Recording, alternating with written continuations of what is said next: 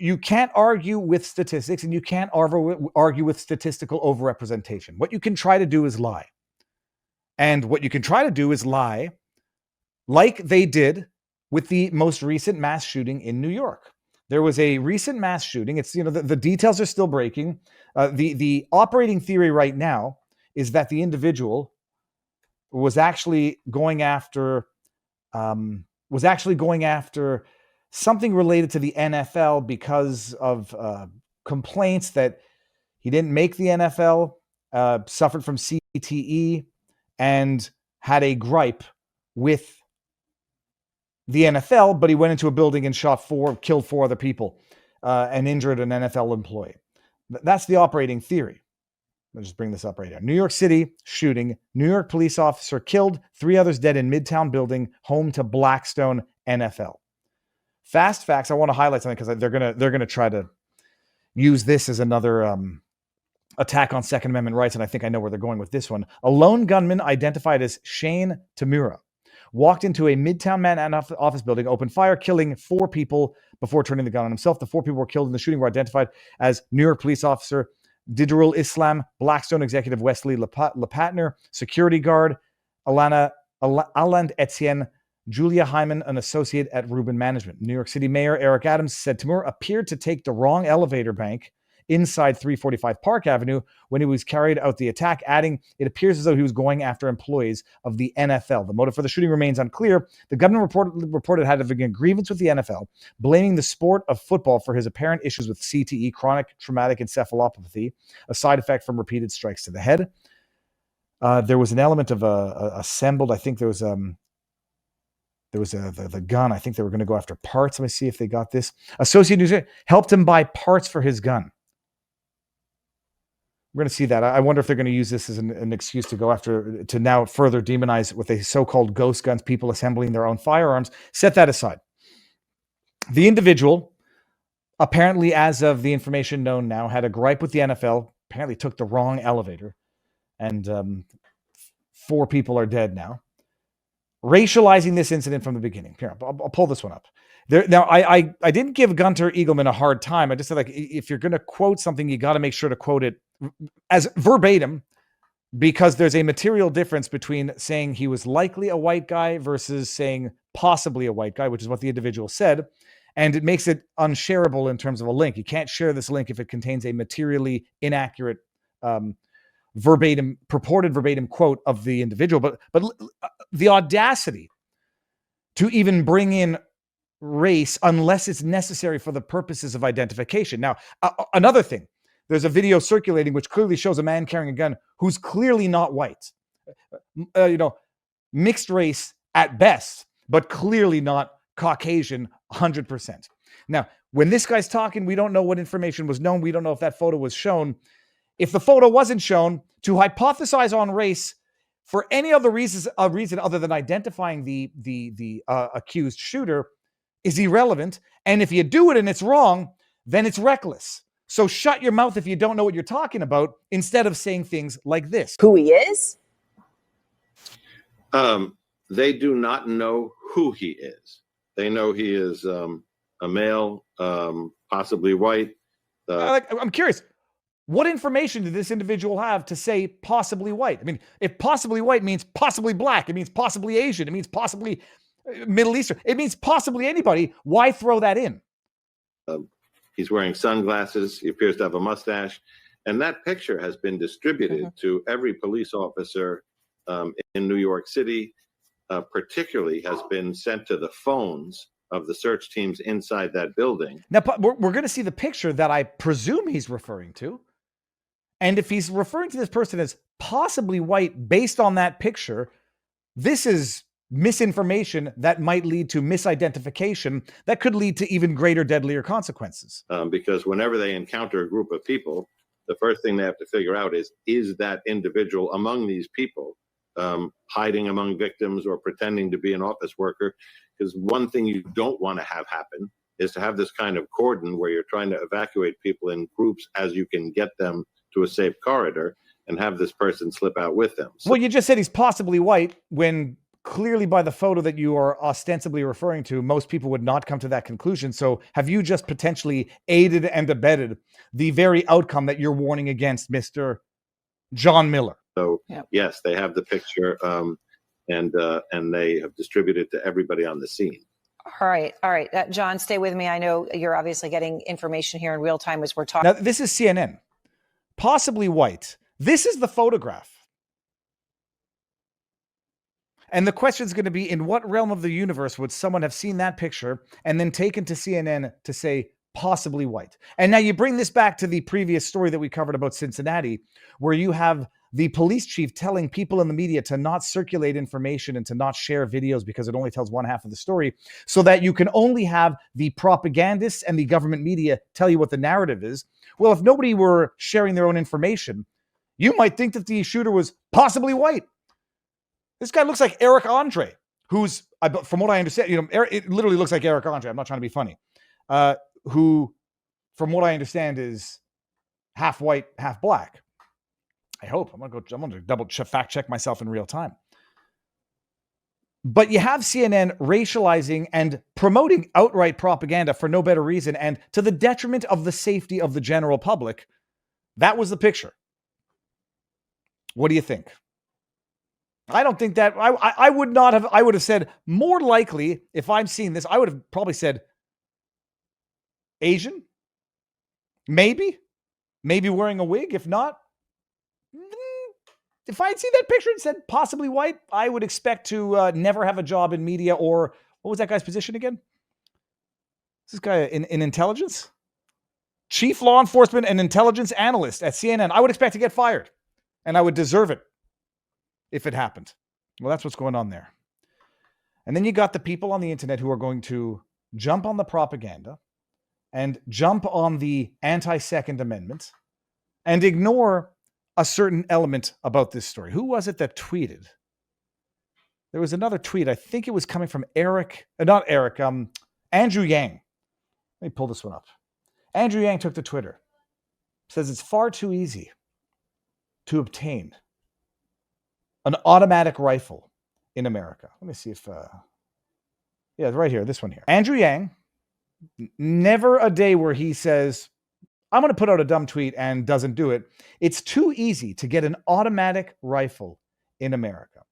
Now, everybody immediately sees the same thing. Automatic rifles in America, also known as machine guns, some people think they're illegal. They are not illegal, but they are so strictly regulated, they are effectively not attainable by ordinary citizens. Here, listen to this. This is Grok. I don't like this, but everybody does it. Not because they're actually looking to Grok for the answer, but because they're trying to prove a point. Blue Collar Exec says, Grok, help Mr. Yang out with a comprehensive guide to legally purchasing an automatic rifle in the USA. Because what Yang is going to say, well, you can get a semi-automatic and it's a lot easier. You just have to go to a gun show and do the gun show loophole. The gun show loophole, which itself is not all that easy to exploit and is not really much of a loophole. Legally buying an automatic rifle, machine gun in the U.S. is regulated and not easy. Only pre-1986 transferable models are allowed for civilians. The new ones are banned. 21 and older. Prohibited, no felonies in permitting states. Find one via Class 3 dealer. Price starts at $10,000 due to scarcity. Submit an ATF form, fingerprints, photos, $200 stamp, pass FBI check, wait 6 to 12 months. Andrew Yang, this process is quite difficult. He's going to say, no, okay, fine, I misspoke. I meant semi-automatic. I meant the AR-15, which everyone thinks is an AK-47.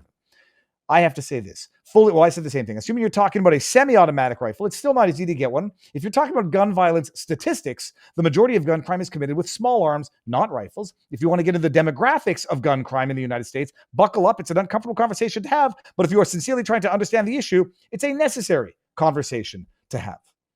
What are those stats if you want to actually understand gun violence in America? Let me see here where the article was. Gun homicide rate in the U.S. Here. These were the stats when they did it, I think, still by age, race, and back in 2022. Let me see. Are we going to be able to see this? In the United States, Black people have higher rates of gun homicide than white people across all age groups. As of 2022, gun homicide rates were highest among Black people aged between 15 and 24, 63.78 gun homicides per 100,000. I was just, for fun, looking this up. And for fun looking it up in the sense of, people are going to say it's racist to observe the statistics. And I say, that's stupid talk. Stats are, when reported honestly and interpreted honestly, you can't argue with the stats. Where it would become racist, hypothetically, is if you say there's something innate, inherent within the genetics of that accounts for this. And then I said, I went to just Google what the safest country in Africa, on the continent of Africa is, and it was Rwanda, which had an intentional homicide rate of 2.8 per 100,000.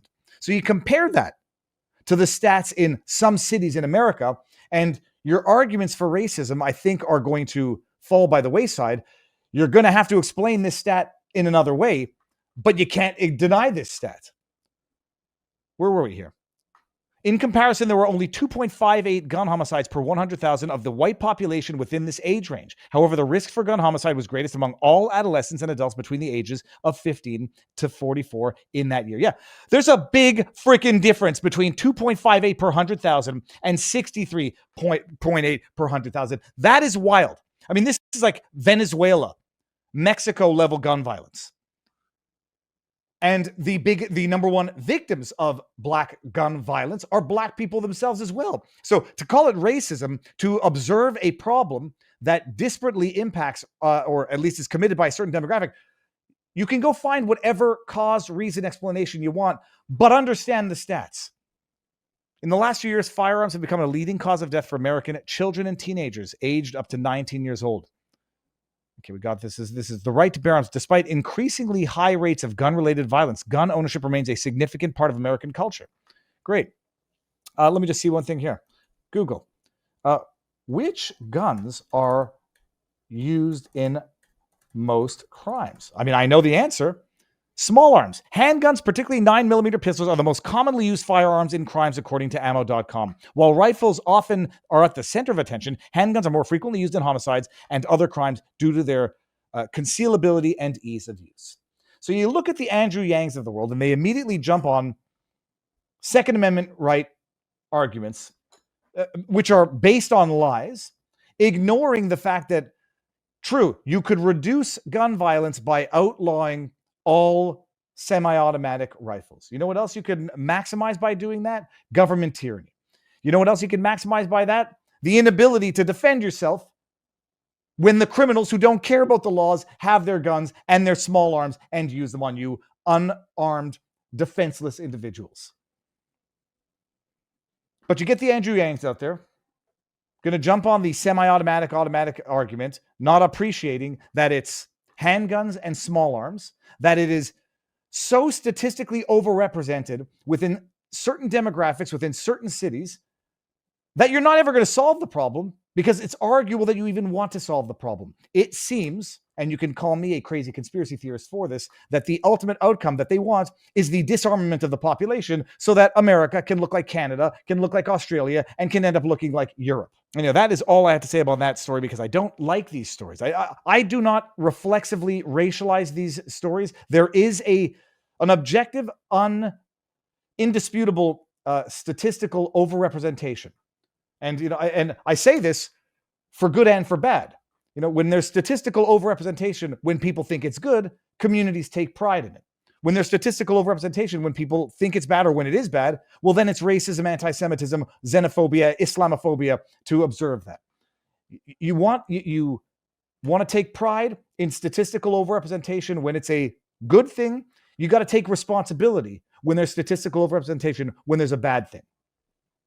And I'll just bring it back to the anti-Semitic arguments, which, I get called a self-hate and whatever quite regularly.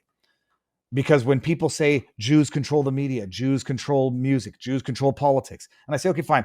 The control is hyperbole. Statistical overrepresentation and influence is an objective statistical reality. And I say this to people who say, oh, Viva, Jewish people are people of the book. That's why they won so many Nobel Peace Prizes. That's why there's so many award-winning directors. That's why there's so many pianists, chess players, yada, yada. It's like, great, I agree with you. There's statistical overrepresentation, which is a source of pride. You don't get to cry anti-Semitism when I say and observe that there's a statistical overrepresentation in what people take issue with. And that goes for violence, that goes for political influence, that goes for political chicanery, that goes for everything. But it requires objectivity, and it requires self-insight and self-reflection to say honestly, what the hell is going on as relates to the statistical overrepresentation in violent crime in America needs to be addressed. It will never be addressed, and it will never be resolved when accusations of racism start flying, when lies start being spewed. Possibly a white man. Nope. Oh, but yeah, most mass shooters are white. Depends on how you define mass shooters. And all right, so the most mass shootings, which account for a small percentage of gun-related homicides. All right, great. You've demonized white people because you thought it does something, and you're not solving the broader issue. And that's all I have to say about that. If I manage to eloquently elucidate my thoughts on that without being accused of whatever, I'll have done a decent job. All right. We've got, they ought to promote her to citizen. That's funny. Okay, I'm going to bring this out. And I think there was also, I see this. Oddly, last night, someone on Faux News certain we know everything about the shooter in 24 hours, though we still know nothing about Crooks and Paddock. Paddock was Vegas. Crooks was Butler, Pennsylvania. We're still waiting on news from Butler, Pennsylvania, assessments and whatnot. You're right. And what happened? And Vance Belcher just fell off the face of the earth. But, Pastor Ben, the Pastor Bens of the world are claiming he was a right-wing MAGA extremist who just happened to be working with, appointed by Tim Walz, whatever. It's insanity beyond anything. We're going over to vivabarneslaw.locals.com. I want to see what's going on here. Bringing it down to the bottom.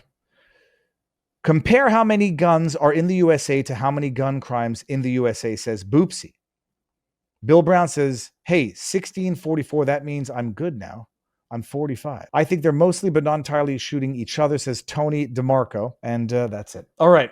One more story before we head on over to vivabarneslaw.locals.com. Yeah, there's the Rumble Studio for me. It's like, it's weird. Occasionally it just totally kicks me out or logs me out while I'm live, which makes it impossible to refresh, and then freezes. Link to Locals. Get your butts on over there.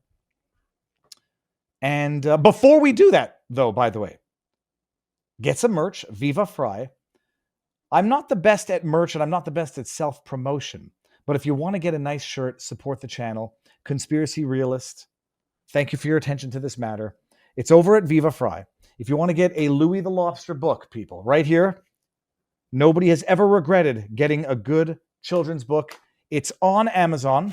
And I think it's pretty, we went with $14.99 because I wanted people in Canada to still be able to afford it. And I'll give everybody the link for that. Go get one. What do we say? Yeah, $14.99 American, which is becoming exceedingly expensive in Canada. But go check that out. Link. And come on over to vivabarneslaw.locals.com for the after party. But speaking of hypocrisy, and speaking of, who was it? It was Marx. It was Karl Marx who said the end goal of socialism is communism. Like, I'm not making that up. The if my fat fingers can do this, end goal of socialism is communism. While some interpretation of Marxist theory suggests socialism as a transitional stage towards communism, it's not universally accepted that way. Yeah, that's nice. Who said that? I just want to see who said it. I thought it was, who said it? Opinions, was it Lenin? Well, either way, it's a trope, people, or it's a stereotype. And I also say, stereotypes, they exist because people pass down anecdotes over time. So the end goal of socialism is communism. It's not an insult. It's just a matter of fact.